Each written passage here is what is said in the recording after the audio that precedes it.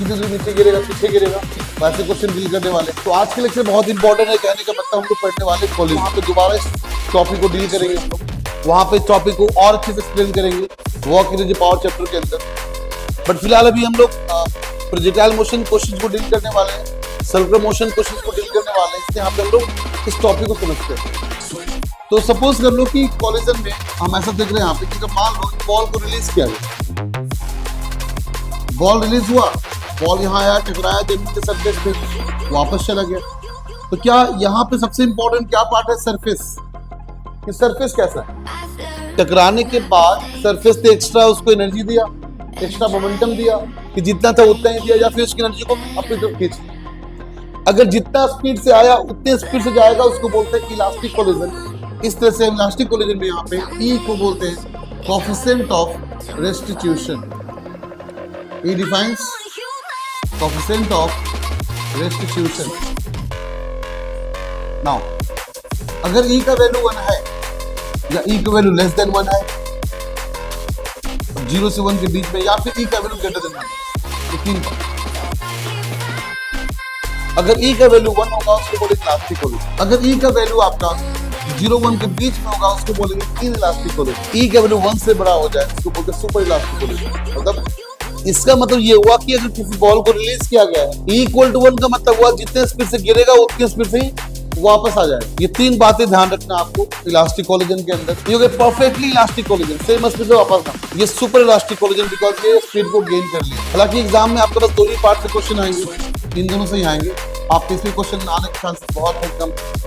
आप ऐसा समझो कि मान लो मैंने एक सरफेस बनाया, जनरल सरफेस हमारा, हमने 2-3 बॉल दिया, मान लो। तो हेलो स्टूडेंट्स, तो लास्ट लेक्चर में जहां तक हमने पढ़ा था rain umbrella problem, relative velocity के बारे में देखा था हमने। एक बार सारे काइनेमेटिक्स की टॉपिक कंप्लीट करने के बाद मैं क्या करूंगा, उस पर बहुत सारा क्वेश्चन प्रैक्टिस करवाऊंगा। अप्रॉक्स आपको समझ लो कि 50-100 के आसपास प्रैक्टिस करवाऊंगा मैं। सारा कंटेंट मिलाकर एक साथ में करवाऊंगा उस टाइम पे। फिलहाल अभी टॉपिक वाइज मैं आपको एक्सप्लेनेशन दे रहा हूँ ताकि आप टॉपिक को समझो और जितने भी इंपॉर्टेंट कॉन्सेप्ट उसको लर्न करो तरीके से। तो आज का लेक्चर क्या आपका? आज का लेक्चर वैसे क्वेश्चंस को डील करने वाले हैं लाइक प्रोजेक्टाइल मोशन के अंदर या फिर लीनियर मोशन के अंदर, सर्कुलर मोशन के अंदर। मान लो मैंने बोला किसी बॉल को हमने ड्रॉप किया, रिलीज किया, ग्राउंड से टकराया, टकराने के बाद वो कितनी स्पीड से वापस लौटेगा, ऐसे क्वेश्चंस को देखो। या फिर मैंने बोला कि मान लो किसी बॉल को प्रोजेक्टाइल मोशन में प्रोजेक्ट किया किसी एंगल पे, मान लो थीटा एंगल पे, सामने दीवार रखा हुआ है, तो क्या वो दीवार को क्रॉस कर पाएगा? नहीं कर पाएगा। दीवार से टकराएगा तो फिर वापस कितनी दूरी नीचे गिरेगा, पीछे गिरेगा, वैसे क्वेश्चन डील करने वाले। तो आज के लेक्चर बहुत इंपॉर्टेंट है, कहने का मतलब हम लोग पढ़ने वाले कोलिजन कि आफ्टर कोलिजन बॉल का डायरेक्शन एंड बॉल कितना स्पीड गेन करेगा, और स्पीड गेन करने के बाद बॉल कहाँ गिरेगा, जहां था पहले वहां गिरेगा या उससे पीछे गिरेगा या आगे गिरेगा। अब इस चीज को आज हम डील करने वाले हैं इस लेक्चर के अंदर। तो आपको समझ में आ गया होगा आज के लेक्चर कितना इंपॉर्टेंट है, और इस कॉन्सेप्ट को समझने के बाद आप नीट जेईई के खासकर इंपॉर्टेंट क्वेश्चंस को इजीली सॉल्व कर पाओगे, ओरली सॉल्व कर पाओगे। होप करते लॉजिक क्लियर हो गया आपका क्या पढ़ने वाले। एंड जैसा कि मैंने आपको बताया पहले से भी, आप चैनल को सब्सक्राइब करें, कमेंट करें, लाइक करें, दोस्तों में शेयर करें, फैमिली ग्रुप में शेयर करें ताकि मुझे सपोर्ट मिल सके। होप करते हैं आप ये बात को समझ पा रहे हो। तो चलते फिर हम कंटिन्यू करते हैं नेक्स्ट पार्ट में कि कॉलिजन का मतलब होता क्या। So what is the meaning of collision? Collision का मतलब बेसिकली होता है टकराना, कि दो ऑब्जेक्ट आपस में टकराएंगे तो टकराने के बाद क्या सिचुएशन होगा। हो सकता है टकराने के बाद दो ऑब्जेक्ट सेम स्पीड को गेन कर ले, सेम मोमेंटम गेन कर ले, हो सकता है कि एनर्जी लॉस कर जाए या किसी और को एनर्जी ट्रांसफर कर दे। इस तरह से कॉलिजन 2-3 पार्ट में हम लोग समझते हैं। यहाँ पे पहले समझते हैं कि इलास्टिक कॉलिजन होता है। यहाँ पे इलास्टिक कॉलिजन,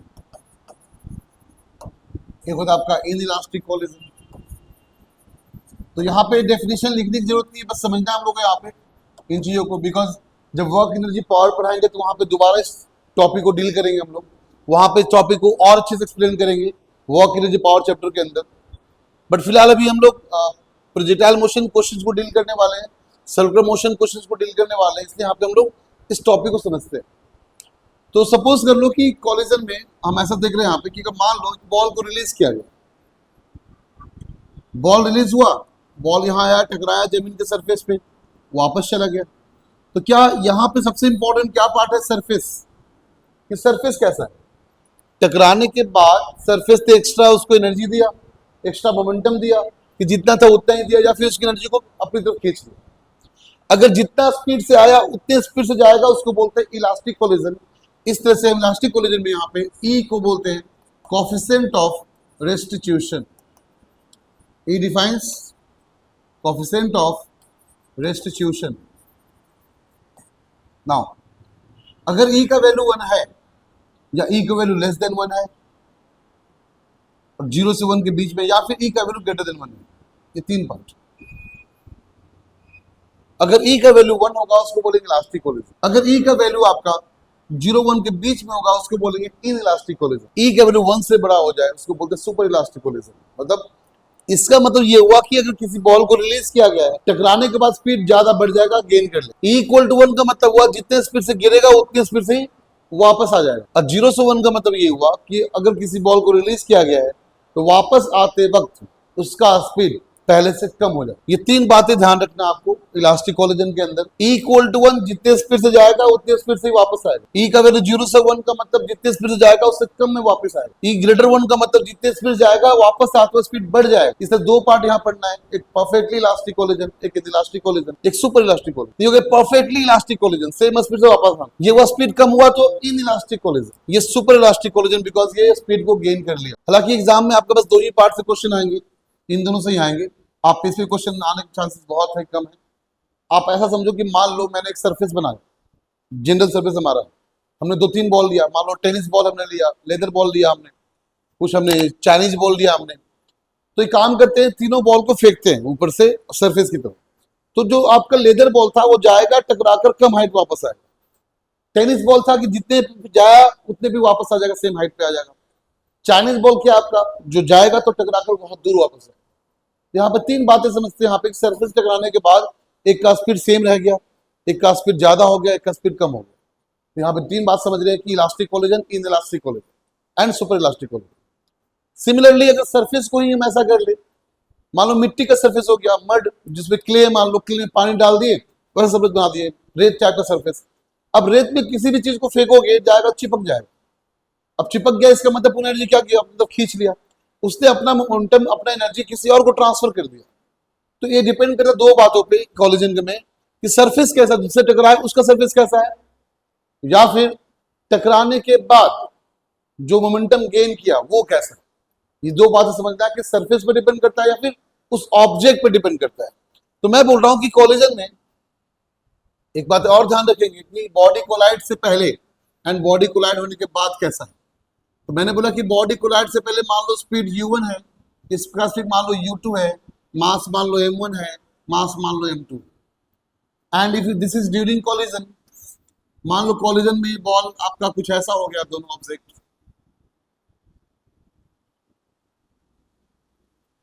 ये हो गया, and this is after collision. ये मान लो आपका v1 स्पीड का हो गया, ये मान लो v2 स्पीड का हो गया, ये m1 मास का था, ये m2 मास का था। मास तो कभी चेंज करता ही नहीं। अगर गौर से देखोगे यहाँ पे तो ये m1 ऑब्जेक्ट m2 को अप्रोच कर रहा है और यहाँ पे v2 और m2 ऑब्जेक्ट सेपरेट होने की कोशिश कर रहा है, और ये आपका ड्यूरिंग कोलिजन हो गया। This is during collision. Collision के टाइम क्या हो रहा है, ये कोलिजन से पहले, before collision, and that is after collision. एक बात और टर्म बोलेंगे आपको हम यहाँ पे, जो समझने वाली बात है यहाँ पे, जो कॉन्सेप्चुअल है, जो आपको समझ में आना चाहिए। हम बोलेंगे this is velocity of separation. इन दो वेलोसिटी को सेपरेशन वेलोसिटी बोल रहे हैं, वेलोसिटी ऑफ सेपरेशन। एंड मैं बोल सकता हूं यहाँ पे कि ये दोनों ऑब्जेक्ट आपस में अप्रोच करने का ट्राई कर रहे हैं। तो this is velocity of approach. Approach करेंगे तभी तो टकरा पाएंगे, कोलिजन कर पाएंगे, ऑब्वियस सी बात है। अब मुझे सिंपल से कॉन्सेप्ट पे एक आप बताओ, मुझे बात बताओ, ये कोलिजन कब कर पाएगा? u1 should be greater than u2 कि u1 should be less than u2? जब तक इसका स्पीड ज्यादा होगा नहीं, कोलाइड कर नहीं पाएगा। इसका मतलब यहाँ पे u1 का स्पीड u2 से बड़ा होना चाहिए ताकि कोलिजन हो जाए। तो मैं बोलूंगा u1 should be greater than u2। So what is the next speed? तो बोलेंगे बड़ा माइनस छोटा ताकि कोलिजन हो जाए, u1 माइनस u2। नाउ ये सेपरेशन है, यहाँ पे किसका स्पीड ज्यादा होना चाहिए? तो सेपरेट होने के लिए v2 ज्यादा होना चाहिए ताकि तू आगे निकल जाए। अगर v1 ज्यादा कर दोगे फिर से टकरा जाएगा, इसका मतलब यहाँ पे होना चाहिए v2 should be greater than v1, and जिसका स्पीड ज्यादा उसको पहले रखना पड़ेगा, that becomes v2 minus v1। तो ये चीज मैंने क्यों बताया आपको, एक फॉर्मूला मुझे बताना है, जो समझाना है मुझे आपको कि कैसे हम कोएफिशिएंट ऑफ रेस्टिट्यूशन को डिफाइन करना है।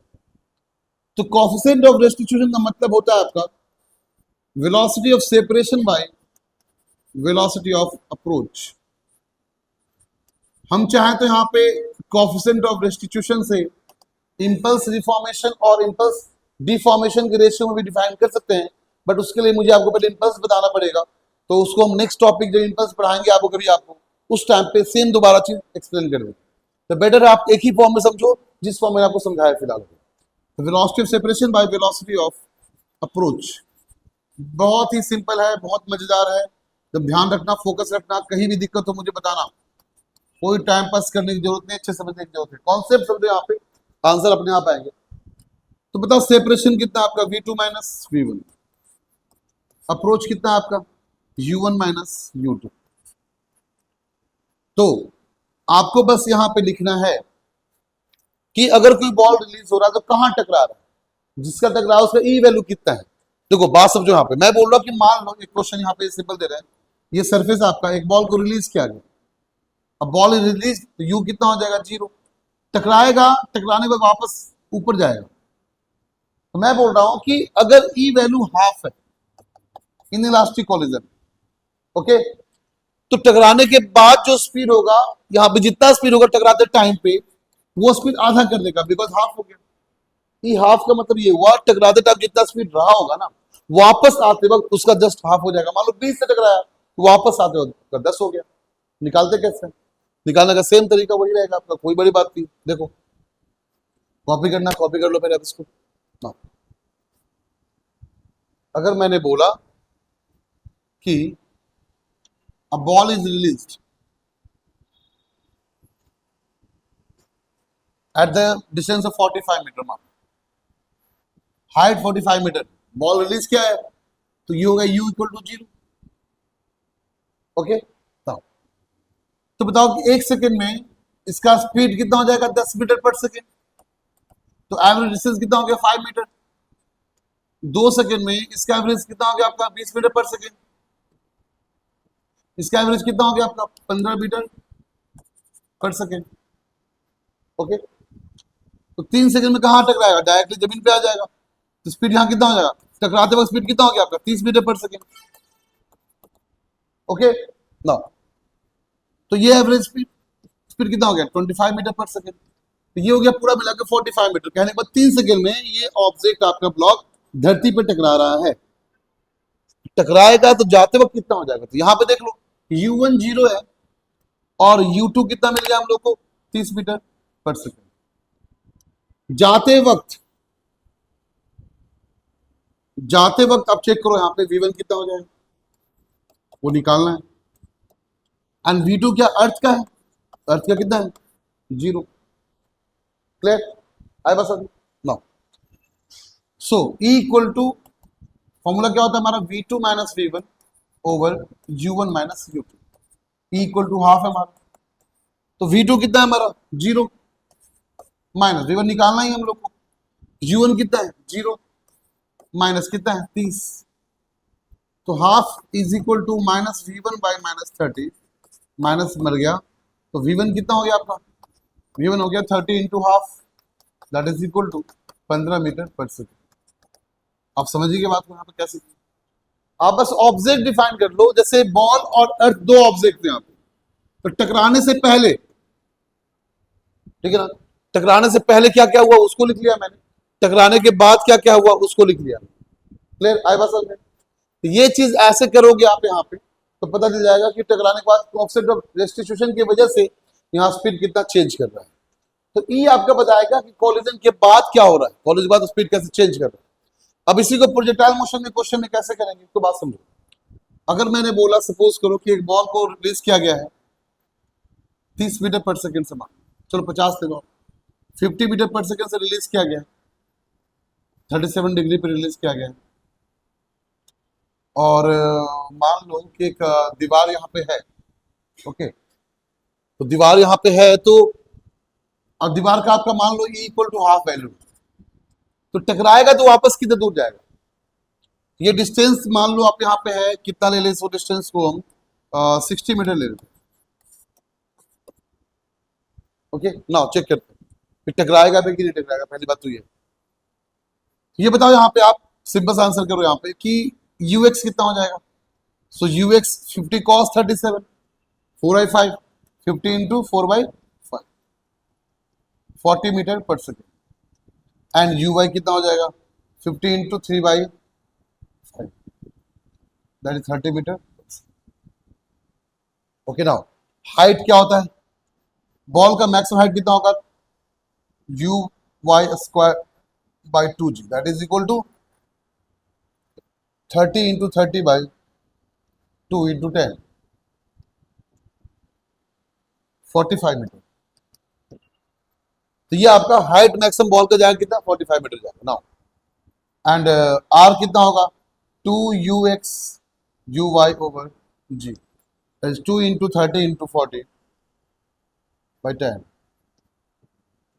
240 मीटर। मतलब कि बॉल को जाना था कितना, अगर दीवार ना होता तो कितना जाता आपका 240 मीटर जाता, बट दीवार तो आ गया बीच में, 60 मीटर दीवार आ गया आपका। ओके तो ये चेक करो क्या ux कभी चेंज करता है, प्रोजेक्टाइल मोशन में ux कभी चेंज करता ही नहीं। अगर मैंने बोला कि ux आपका आ गया कितना आ गया 40 मीटर पर सेकेंड, तो यहाँ भी 40, यहाँ भी 40, यहाँ भी 40, तो यहाँ भी कितना हो जाएगा 40। अगर यहाँ पर टकराते टाइम ux आपका है 40, तो लौटते टाइम कितना हो जाएगा ux 20 हो जाएगा, सिंपल सी बात है। नाउ अब ये समझो कि इसका ux कितना 40 मीटर पर सेकेंड, डिस्टेंस कितना है 60 मीटर, इसका मतलब 1.5 सेकेंड में ट्रेवल कर जाएगा, 1.5 सेकेंड में यहाँ पे आ जाएगा, दीवार के पास आ जाएगा 1.5 सेकेंड में। अच्छा ये चेक करो कि पूरा टाइम कितना लगेगा चलने का, क्योंकि बॉल अगर दीवार ना होता तो 240 मीटर जाता तो कितना टाइम लगता, तो टाइम ऑफ फ्लाइट क्या होता है 2uy/g, तो 2 इंटू 30/10 6 सेकेंड। मतलब चलना था इसको 6 सेकेंड, बात समझो, चलना था इसको 6 सेकेंड, बट 1.5 सेकेंड में दीवार आ गया, तो 1.5 सेकेंड दीवार आ चुका, बचा कितना 4.5 सेकेंड। तो 1.5 सेकेंड में दीवार आया, बट लौटते वक्त 40 से टकरा रहा, लौटते कितना हो जाएगा 20 मीटर पर सेकेंड। अब चलेगा कितना आपका, तो चलेगा 4.5 सेकेंड और, इसका मतलब 20 इंटू 4.5 मल्टीप्लाई कर लो, तो कितना हो जाएगा 90 मीटर। तो ये वापस आ जाएगा पीछे की तरफ और 90 मीटर ट्रेवल कर जाएगा पीछे, ये हमारा आंसर हो गया। तो ऐसे क्वेश्चन अगर आएंगे तो ध्यान रखना दो बातें, पहली बात टाइम ऑफ फ्लाइट निकाल लो, फिर आप ये निकालो कि रेंज कितना, इसको निकालने की जरूरत नहीं, वैसे आप बिना इसके निकाले कर सकते हो, ये भी बिना निकाले कर सकते हो, बट आप निकाल कर सेफ रहो। अगर क्वेश्चन मान लो उसमें और कुछ चेंजिंग क्वेश्चन के अंदर है तो देख सकते हैं हम लोग, खासकर सीबीएसई के लिए, नीट और जेईई के लिए बस जो करने बोला वही करो डायरेक्ट। ओके आपको बोला कितना टाइम लगेगा कब तक चलेगा, तो बस टाइम ऑफ पीरियड निकालो कि एक्चुअली बॉल को कितना टाइम तक मूव करना था, फिर चेक करो दीवार पे कब टकरा गया। तो पहले मैंने देखा कि पूरा चलना था 6 सेकेंड, दीवार पर टकरा गया आपका कितने से 1.5 सेकंड टकरा गया, क्योंकि 60 मीटर पे था और यूएक्स वैल्यू कितना 40 मीटर पर सेकंड आपका है, तो 40 मीटर पर सेकंड आपका है, तो 60 मीटर जाने में 1.5 सेकंड लगेगा। बट टकराने के बाद बोला ये हाफ हो गया, मतलब कि 40 था तो 20 हो गया, तो 6 में 1.5 सेकंड जा चुका, बचा 4.5 सेकंड, तो 20 मीटर पर सेकंड 4.5 मीटर सेकंड और चलेगा, 90 मीटर, तो 60 मीटर था 30 मीटर पीछे गिर जाएगा। ये बेसिक मैं बोलना चाह रहा था। ओके आई बात समझ में नाउ। तो ऐसे क्वेश्चन अगर आएंगे तो ध्यान रखना आपको कि कैसे क्वेश्चन को डील करना है, खासकर इलास्टिक कोलेजन के ऊपर क्वेश्चन होगा आपका। ऐसे क्वेश्चन बहुत आते हैं इनफैक्ट आपके, ठीक है, ऐसे क्वेश्चन खूब सारे प्रैक्टिस करना है आपको। तो आज के लेक्चर में मैं आपको इतना ही आपको समझाऊंगा बस, और नेक्स्ट लेक्चर में फिर आपको इसी पे कुछ कोलेजन पोर्शन पे आपका सर्कुलर मोशन और आपका वर्क एनर्जी पावर का पोर्शन था, कोलेजन पोर्शन, वो से मैं डिस्कस करूंगा, वर्टिकल सर्कुलर मोशन, ये सारा पोर्शन मैं डील करूंगा। आज के लिए इतना काफी आपके लिए, आप समझे चीजों को, प्रैक्टिस करें, डाउट हो मुझे बताएं और उसको कमेंट करें, बताएं मुझे, लाइक करें, चैनल को सब्सक्राइब करें। जो भी पोर्शन है आप इसे समझ चुके हैं मेरे ख्याल से, आप यहाँ पे खूब सारा क्वेश्चन प्रैक्टिस करेंगे तो और सारा कॉन्सेप्ट आपको समझ में आएगा। होप करते लॉजिक क्लियर हो गया आपको। तो मिलते फिर नेक्स्ट लेक्चर में, तब तक चैनल को सब्सक्राइब करें। Okay, thank you so much.